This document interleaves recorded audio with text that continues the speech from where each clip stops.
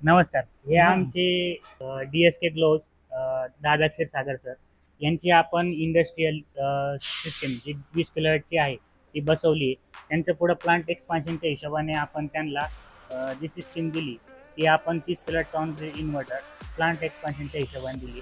तर त्याबद्दल सर आता शब्द आहेत ते व्यक्त करतील. काय आहे ना, ॲक्च्युली खूप चांगला सपोर्ट देतात ही लोक.